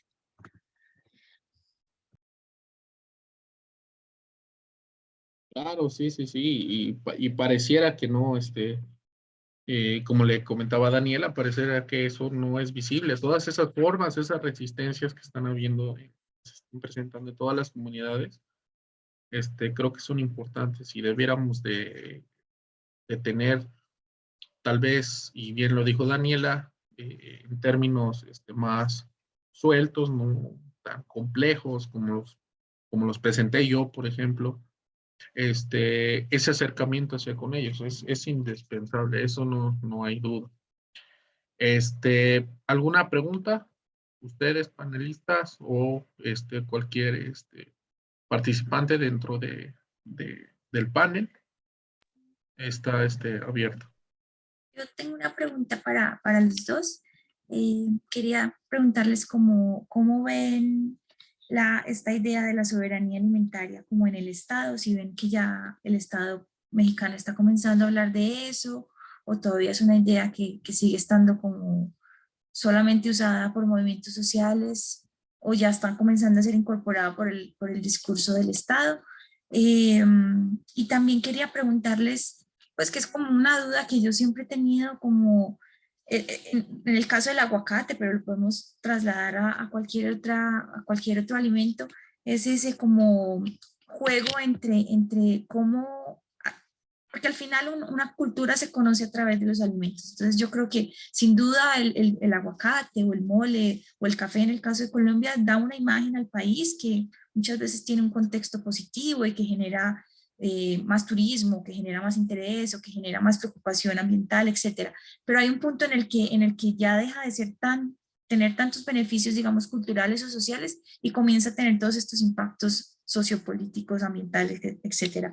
Entonces, yo siempre me he preguntado cómo quedarnos más del lado de los beneficios de que otras culturas conozcan nuestros alimentos, sin pasar al otro extremo de volverlos una mercancía y destruir tierras y llegar a un punto en el que ni siquiera los mismos locales pueden consumirlo. O sea, obviamente esto tal vez no tiene respuesta ahora, pero es como una pregunta que siempre he tenido, como cómo jugar con esas dos caras que puede tener un alimento, como de algo tan positivo y tan negativo al mismo tiempo.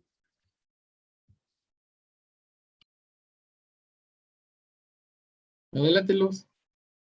Sí, es bien interesante tu pregunta, Dani. Justo con el cambio de gobierno, sí siento que se retomaron como todos estos discursos, ¿no? Que tienen que ver como con autosuficiencia y soberanía. Creo que hay cosas que se tienen o sea, que se tienen que reconocer, por ejemplo, la prohibición del glifosato, o sea, creo que es algo histórico y espero que sea como una fiebre que se expanda, ¿no? A otros países de Latinoamérica. Pero en otras cuestiones, por ejemplo, en el programa Sembrando Vida, se están como fomentando sistemas agroforestales, entonces a mí también me gusta hacer mucho trabajo de campo, ahorita fue como una discusión más teórica, ¿no? Pero justo en campo uno ve que Sembrando Vida fue como un programa como muy homogéneo, igual que no está entendiendo que hay diferentes formas de producir alimentos, ¿no? Por ejemplo, en algunas partes de Michoacán, era tanto como el trabajo que les demandaba que no aseguraron el abasto anual de maíz. Entonces, ahí hay un problema, ¿no? Porque se está aplicando un programa de una forma muy homogénea. Y es lo que pasa con la mayoría de los programas gubernamentales. Creo que en todo el mundo es como que se asume que esta es como la idea, ¿no? Y se va implementando, en lugar de justo de pensar que a lo mejor alguien quiere chivas, alguien quiere borregos. Es como si les mandas vacas a los de Real de 14, pues no les sirven. Una vaca no trepa como una chiva ahí en esos montes que tienen ahí Real de 14, ¿no? ¿Para qué les vas a dar vacas?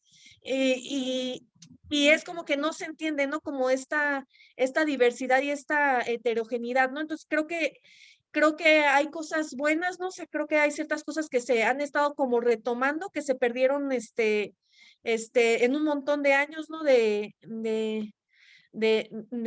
una lógica como muy fuerte, ¿no? Que avasalló al sector alimentario, pero aún así, ¿no? En otras cosas, mm, todavía está como en veremos, ¿no? Y todavía siguen como muchos proyectos vigentes, la minería, o sea, todavía hay como mucho, y en el caso del aguacate es muy complicado, ¿no? Porque estamos hablando de un cultivo que está involucrado también con el narcotráfico, ¿no? Entonces, híjole, ahí son como unas asociaciones entre Estado, narco, muy, muy complejas, ¿no? Un esquema de corrupción también que está ahí en el agronegocio, ¿no? Entonces, como que sí están las resistencias, pero al mismo tiempo están todas estas cosas ahí marchando, ¿no? Pero justo yo me pongo a pensar, ¿no? O sea, si no resistimos, o sea, ya en dónde estarían nuestros bosques, nuestra agua, nuestras semillas, ¿no?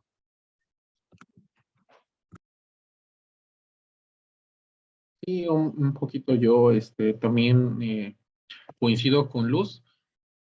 Creo que en este gobierno se mejoraron cosas que anteriormente no se veían. Y obviamente, pues se entiende porque imagínate cambiar la lógica del Estado.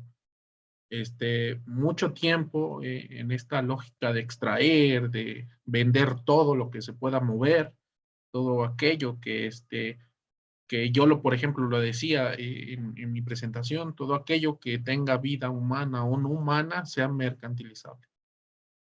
Entonces creo que es un paso a apoyar a estas formas de conservación.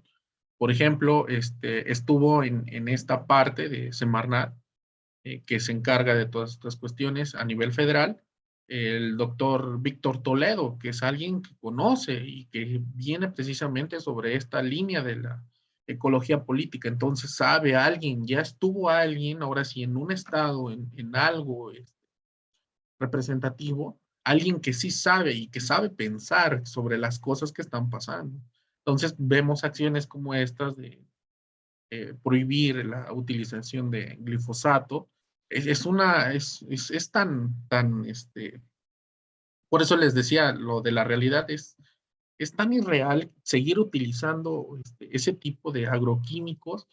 Y yo un poquito lo decía, ¿cómo es que una semilla generada en un laboratorio todavía voy a utilizar eh, herbicidas, pesticidas, insecticidas y todavía fertilizantes químicos para poder generar ese producto agrícola?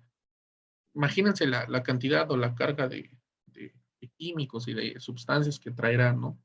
Entonces creo que sí ha dado un paso, obviamente bien lo describe Luz, hay muchos factores, corrupción, narcotráfico, y creo que esto se debiera de continuar, seguir, es un proceso. Desgraciadamente aquí, y como en todos los países, esta cuestión política de ver quién gana el mandato de la presidencia, trae, impone su lógica, su epistemología y derrumba todo lo de atrás. Yo espero que esto siga construyendo cosas como también en otros países se siga haciendo. O sea, que todo esto, como dice Luz, siga permeándose hacia allá. Es un proceso y va a ser complicado. Bien, ya lo dijo Luz. En el caso, por ejemplo, que yo estoy viendo las mercancías, alimento, en el caso de México, otra de las cosas que se realizaron es que en todos los productos, enlatados, envasados, embolsados, todo aquello que se vende en un supermercado o en una tienda, ya tienen etiquetas que tienen que ver con desenmascarar qué es lo que trae atrás ese alimento. Por ejemplo, exceso de azúcares, exceso de cafeína, exceso de grasas, exceso de tal cosa.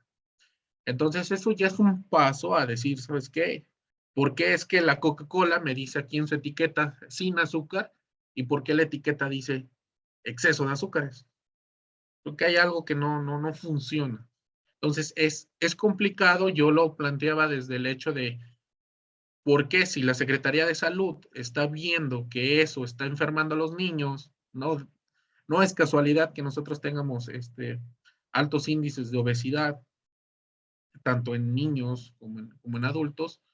¿Por qué es que se está permitiendo que esos alimentos estén dañando o sigan dañando a la población? Precisamente porque es algo estructural tan grande que ni siquiera está en las manos de, de aquellos políticos o de la política mexicana. Entonces, si bien una empresa viene y reproduce o sigue distribuyendo o extrayendo, sí que el Estado a lo mejor es parte de, pero aunque todos nos volteemos de cabeza y estemos en contra, eso va a seguir operando y es muy triste. Creo que bien lo dice Luz. eh, el hecho es no ceder, porque ceder a todo esto y no criticarlo y no afrontarlo y no acompañar a las comunidades que están resistiendo, creo que sería ya entregar nuestra vida, ¿no? Entonces, eso implica que no solamente mi generación, sino que las generaciones que vienen adelante estén ya prácticamente en esta perdición que en la que nos encontramos ahorita.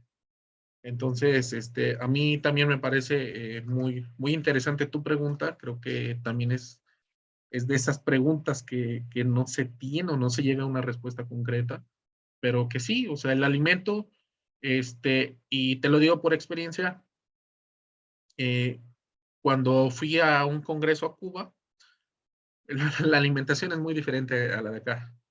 Entonces, yo allá en Cuba extrañaba mis tortillas, mi salsa, que son chiles. Entonces, aquí tenemos, bueno, en mi caso, y mis conocidos, tenemos la costumbre de que me está picando y en lugar de parar y decir, ¿sabes qué? No quiero que me pique, le sigo echando más salsa para estar más eh, con esa sensación, ¿no? Entonces, esa sensación no la va a tener y no la va a poder capitalizar una empresa. Esa sensación, este, no sé, incluso hasta la forma cultural de comernos un taco, el mole, hay algo, no sé qué es, sería bueno poderlo investigar, que esta resistencia cultural del alimento, todos los mexicanos estoy seguro que, que vamos a seguir resistiendo. Porque ahorita, por ejemplo, el tamal, que es maíz igual, eh, con diferente tipo de carne adentro, que se hace precisamente con la hoja misma del maíz, que se pone a vapor. Ahorita ya está embolsada en un frasco Tetra Pak que se pone en el microondas, se calienta y 5 minutos ya está.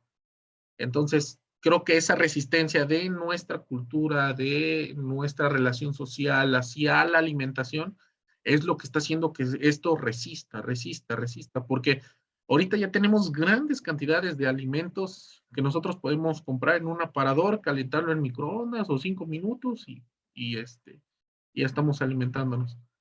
Entonces, me parece muy interesante. ¿Alguna pregunta? ¿Algún comentario? Sí, adelante.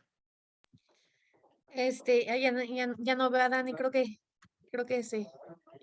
Pero justo creo que algo que también es importante ver, ¿no? Como la ideología, ¿no? Que ha sido penetrando, porque, por ejemplo, en el caso de México, ciertos alimentos se han asociado como que con pobreza, ¿no? Y eso ha sido como muy fuerte, ¿no? O sea, el hecho de tener, por ejemplo, una dieta de campo, ¿no? A lo mejor, no, pues es tus quelites y tus frijoles, ¿no? O sea, como que algo que no se ve como estatus y se ve como más estatus, eh, se ve como más estatus, pues no sé, ¿no? Ir al Burger King o al McDonald's, ¿no? Y si estás comiendo frijoles y quelites, es como, eres pobre, ¿no? O sea, si estás comiendo frijoles y quelites. Entonces creo que también tiene que ver con muchas campañas como de divulgación, ¿no? De divulgación de la importancia de todos estos alimentos para que nos demos cuenta, ¿no? Que son parte de nosotros, ¿no? Y nosotros parte de ellos. Entonces sí creo que ha permeado mucho en ideología, ¿no? De qué alimentos sí son de estatus o qué no, ¿no? O sea, incluso se ve como más estatus abrir un refri lleno de cosas de marca, ¿no? O de todo lo que encontramos en el súper. Y curiosamente siento que el capitalismo, o sea, ha visto como un nicho de mercado en eso, ¿no? Porque una vez que quería comer comida yucateca y nada más vi la carta y como era una colonia muy fresa en la Ciudad de México, costaban 3 panuchos 250 pesos. Cuando un panucho en cualquier parte del sur te cuesta como 15 pesos, 12, 15 pesos. Y ahí te querían vender 3 a 250 pesos. Entonces también veo que el capitalismo está aprovechando este nicho de mercado de la comida tradicional, ¿no? O sea, por un lado lo vende como de, sí, comida de pobres, ¿no? Así como de eso que no es de estatus, pero en otros restaurantes ya se sirve como algo súper gourmet y ven a comer comida tradicional mexicana y no sé qué. Entonces, todo eso es preocupante, ¿no? Si yo digo, ¿de verdad vamos a dejar que nuestra comida tradicional después solo sea la de las élites? La que solo puedas ir a comer en un restaurante y vamos a dejar que nuestra comida la vuelvan una pieza de museo, como han vuelto a nuestros pueblos indígenas, como tienen a la gente en las reservas de Estados Unidos, o porque es eso, ¿no? O sea, nuestra comida, nuestros pueblos no son piezas de museo, no es eso.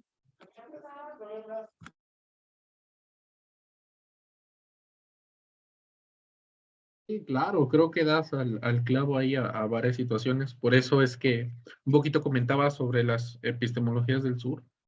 Precisamente esa visión, te digo que yo la estoy explorando en términos de la realidad, esa cuestión ideológica.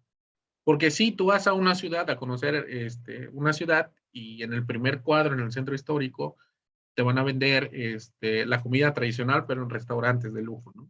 Entonces, ¿cómo? Y siempre que yo he visitado un lugar, este, aparte de que es muy caro, que es algo que, que es difícil poder obtener, además no es el mismo sabor, no es la misma, eh, no es lo mismo que comer en algún lugar tradicional. Cuando, por ejemplo, estuve en la antigua Guatemala, me acuerdo que en esas calles empedradas, en el primer cuadro, había, como dices tú, una pizzería, venta de tacos mexicanos que no precisamente son los mismos que se comen aquí. O sea, todos esos restaurantes finos, de lujo, que te venden otra percepción. Entonces, nosotros preguntándole a gente de la comunidad, ¿dónde podemos comer? Llegamos a una tienda, dijimos, no, es una tienda, ¿no? Nosotros queremos comer. Pues detrás de esa tienda nos pasaron por un pasillo y atrás tenían mesas. Entonces era una cocina económica, una cocina local, que sus platillos eran súper ricos, que era un pipián rojo en ese entonces, con un aguacate de este tamaño, muy rico se comió, con tortillas hechas a mano, muy rico se comió y a un precio súper accesible. Entonces, nosotros verdaderamente sentimos que probamos la gastronomía de ahí, ¿no? A diferencia de que si fuéramos a un restaurante, ¿no? Y claro, totalmente, coincido contigo, esa forma del estatus. En este caso aquí, ya ves que eh, en el caso, por ejemplo, ponerlo en términos del café, acá las empresas de Starbucks, ir a Starbucks es algo de, yo traigo mi termo aquí de Starbucks y ya fui por mi café y cuando a lo mejor ni siquiera son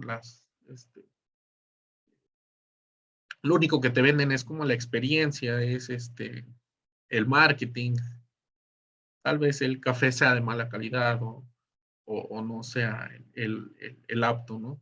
Pues me parece importante y claro, tienes totalmente la razón, esa forma de penetrar la ideología y que era un poquito lo que les comentaba, cómo es que hacer que esta realidad de los alimentos nos esté permeado constantemente por un proceso de adaptación y los estemos usando. Yo creo que por ahí son diversos factores que hay que poner atención, pero que sí es importante. Entonces, vemos cómo a partir de la soberanía alimentaria, un poquito el tema central de los tres, cómo existen varias bifurcaciones hacia diferentes sentidos. Cómo es que un pueblo está resistiendo ante esto, cómo es que una cuestión ideológica, epistémica puede ayudar a conservar esto, o yo, por ejemplo, cómo es que puede transitar o cómo criticar ese alimento que está afectando directamente al territorio, a la soberanía y a la seguridad alimentaria. Entonces creo que parece fundamental estas discusiones. ¿Algún otro comentario? ¿Alguna otra pregunta? Agradecerles mucho, un gusto escucharle a los dos. Muchas gracias por este espacio y me gustó mucho conocerlos. Muchas gracias. Yo también estoy agradecido con ustedes. Gracias por asistir, por estar. Creo que faltó un compañero, pero creo que la mesa, a pesar de eso, fue bastante interesante, bastante que nos retribuye, ¿no? Creo que estas discusiones son las que se debieran de hacer continuamente para poder hablar lo que nosotros estamos haciendo con otra persona y contribuir hacia diferentes eh, proyectos o desarrollar diferentes cosas. Entonces, siempre es importante tener la mirada de otra persona. Entonces, fue un gusto también conocerlas. Muchas gracias por asistir. Creo que con esto damos por cerrado el panel. Muchas gracias por estar aquí y nos vemos para la próxima. Muchas gracias. Gracias, chao. Hasta luego. Hasta luego.